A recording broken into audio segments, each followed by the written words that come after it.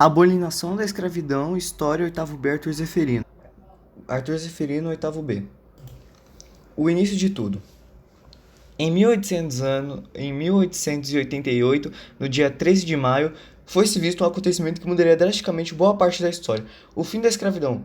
Um dos seres que defendiam a ideia de abolir esta escravidão eram as pessoas com tom de pele negra, que após 4 séculos de serviços árduos, tratamentos horríveis e também mortes necessárias, foram libertos pela lei aprovada pela Aurélia, que foi assinada pela Isabel. Por muito tempo era disputado o fim de tal mal que tratava os negros como uma escória e os usava como meros animais ou servos. O maior fator para que ocorresse a sua libertação foi o movimento de escravos e não escravos. No fim de tudo, acabou que eles libertaram sim os demais, e o movimento durou cerca de 8 anos, de 1880 até 1888. Os ocorridos durante o movimento foram os casos no movimento foi ocorrido mediante as fugas maciças e os demais assassinatos contra os senhores de terra e os capatazes, e esses atos eram contra a ordem judicial da época. Era quase inevitável que estava se tornando sempre maior, com mais e mais negros vindo sempre ajudar os demais e sim libertar eles da escravidão, por sua vez, tornassem parte da sociedade novamente, entre aspas. Todavia, entretanto, ao ponto de chegar e se perguntar a seguinte frase, em um termo mais moderno para os demais, se adaptarem e entenderem o que eu quero referir: será que a escravidão é legítima? Como assim legítima? Será que ela deveria ser abolida ou se ela deveria continuar se mantendo? Podemos dizer que nos dias atuais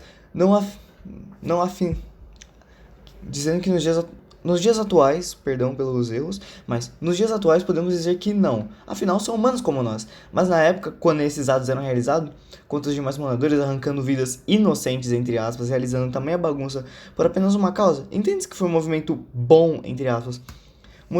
Um bom motivo para o ocorrido do movimento foi a libertação de vários. Não vejo problema nisso, muito menos em outras pessoas também veriam. Mas é necessário tantas mortes? Assassinatos em massa e para demonstrar a forma de se opor que não parece um bom ideal de se afrontar o governo da época, ou ao invés de ganhar a liberdade de forma passiva, uma forma já tentada várias vezes, decidiram finalmente demonstrar a dor que sofrem enquanto são presos em outros ambientes do governo ou até mesmo as pessoas que nem sabiam do assunto de liberdade deles.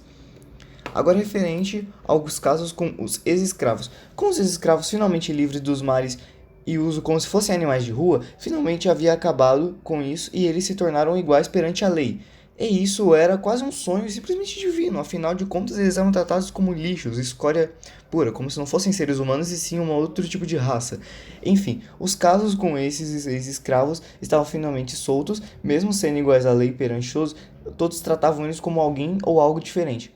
Como se não fossem humanos e sim meros animais, apenas por sua tonalidade de pele. Logo não eram tão aceitos na sociedade.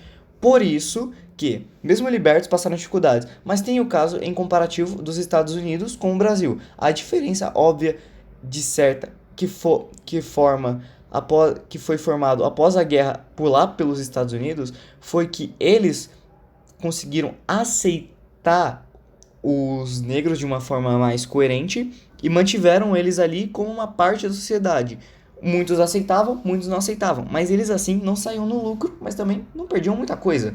Só que no Brasil não foi como foi lá nos Estados Unidos. Aqui os ocorridos foram totalmente opostos.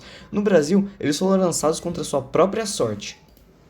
Agora, referente aos dias atuais, mudou alguma coisa? Nos dias atuais, ainda assim, existem racismos bem descarados contra quem possui um tom de pele negra, principalmente se a pessoa realizou tal ato banal for branca. Afinal, os brancos, há muito tempo atrás, se achavam uma raça superior, uma raça absoluta e que nenhuma outra importava, incluindo os negros, muito menos morenos, etc. Pois eles tendem a crer que são uma raça absoluta, como já foi falado, às vezes. Ou até mesmo morenos e pardos falaram isso. Tanto que é um dos motivos deles não terem sido aceitos lá atrás, em 1888.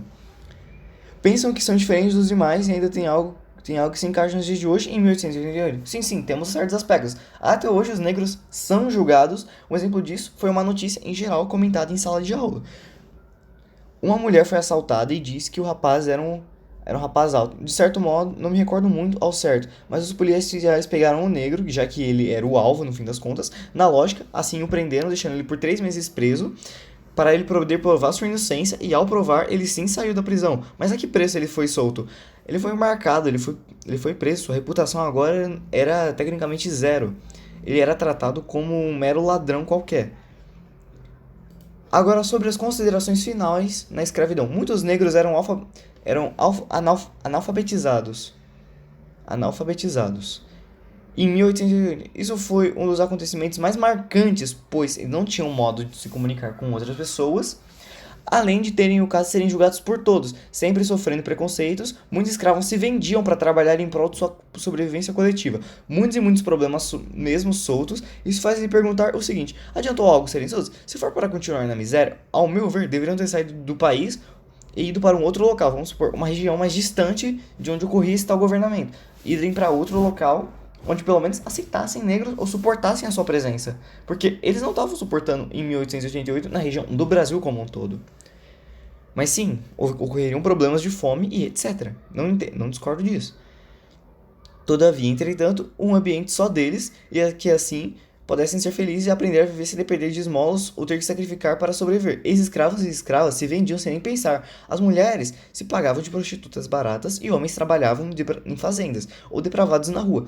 A discriminação e esse ato de forçar o limite ou algo não desejável para eles simplesmente para eles era simplesmente inaceitável, e esse momento foi marcado, deixando sequelas do momento da abolição da escravidão. Referente ao trabalho sobre a abolição da escravidão no Brasil, foi-se feito muitas alterações e foi passando muito bem o tempo.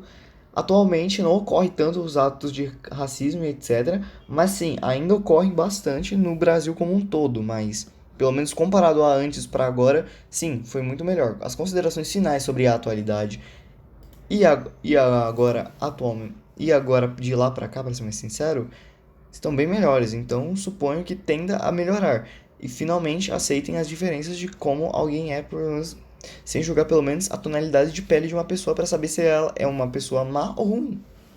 E esse foi o trabalho. Espero que tenham gostado e vai ficar por isso mesmo. Tchau.